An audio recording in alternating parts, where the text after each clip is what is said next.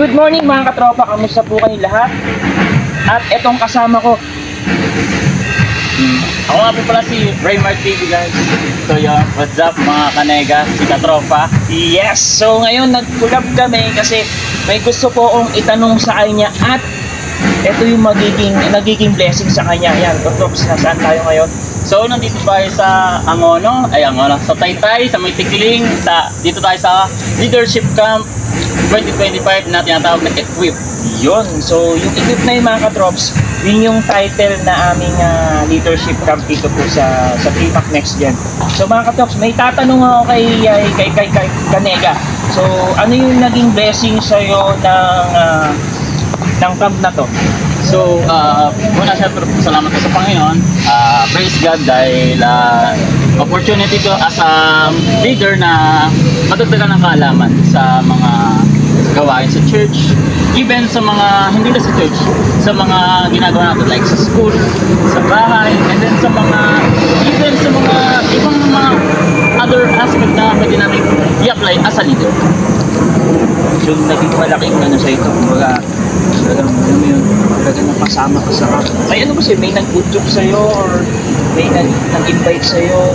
Ano ba? Paano ka napunta ng actually, may parang sa ang tawag doon sa pastor namin na kasi siya is isang PMAC, and then nag-announce sa amin after service ng yun, yung mga camp na darating. Kasi last year, gusto ko talaga but hindi inano ni Lord, baka kasi siguro di para sa akin yung time na yon, or hindi para sa akin yung opportunity na yun na madagdagan ng kaalaman as a leader na mabigyan ng mga oportunidad yung ibang kabataan na hindi lang gaya ko, na mas bata pa sa akin, na mabibigyan sila ng potential na hindi sabihin natin, di naman lahat na nandito isa leader or may potential na leader o tinatawag sila ng Lord na bilang leader na hindi nila alam na meron pala silang calling na madadagdagan yung kaalaman, and then mapupursige sila, and then may encourage sila bilang maging Nakatropa kasi si Kanega magpapastor. So abangan ko to. Actually, one of my follower to, si Kanega, grabe. Nakita ko yung January 4 yung post niya sa akin, yung birthday ko, kasi na-mention ako pero hindi ko makasuhan kasi hindi kompleto yung pangalan.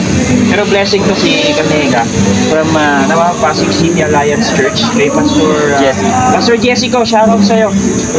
Yung young people ay talagang nagpapagamit sa Panginoon. And after this camp, naman prayer niya, vision niya po ay magpagamit sa Panginoon, magpapastor. Huli, no? Ano masasabi mo sa mga gusto mag-camp? May yan sa kanila. So yun guys, mga kanega, sa mga gustong as a leader or gusto maging leader, or kung wala man parang medyo nagda-doubt, nagdududa na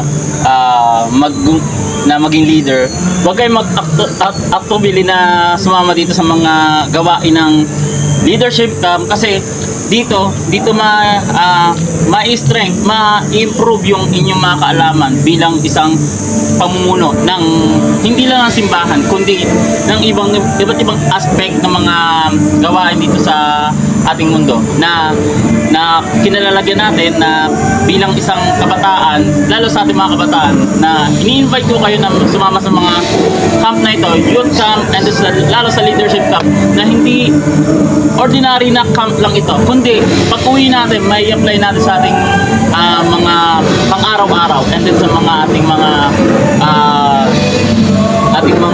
kaibigan, kakilala, especially sa mga kapatid natin, pamilya natin na tayo yung nangunguna sa lahat, or even na tayo lang ang Christian, na tayo ang inaasahan nila na mas lalago sa Panginoon. Kaya i-invite ko kayo sa camp na to, lalo sa mga nandito sa camp, even mga iba't ibang church to, pero yun yung sinabi dito na naging isa, be united sila, kasi leadership, hindi lang na leader is mataas, kundi isang aspect na pamumuno sa mga kapuluan or sa mga isang grupo na ikaw ang magiging ehemplo sa iyo mamaya. Hindi. Kanega, katropa. So, pray na na-encourage kayo doon sa binigay namin mga idea sa inyo, tayo. So, muli, natandaan niyo palagi, hindi lingkod kayo kay Kristo, hindi po sa tao. So, bonus na yung magbibigyan tayo ng mga Panginoon ng mga tao na Ayan, sa'yo mo kami. Yan. So yun, don't forget to like, share, and subscribe sa aking channel and then sa aking Facebook page, Raymar TV guys. Alam nyo naman yon. Sa mga taga-Pasig dyan, alam nyo na, kilala nyo na ako kung sino ako. And then sa mga taga-Taytay, shoutout sa inyo. And then sa Pasig City Alliance, and then sa PMAC, Pasig Arendang, and then shoutout sa church ni Katorong Pastor, JB, and then sa kanyang buong sambayan, maraming salamat. And then namuna sa PMAC Next Gen sa sa camp na ito, sa kina Pastor, sa lahat ng mga pastor na bubo dito, and then sa mga staff, even sa mga sumama dito. Yun, and follow nyo lang na rin ako guys, alam nyo na yun, sa aking Twitter, Instagram,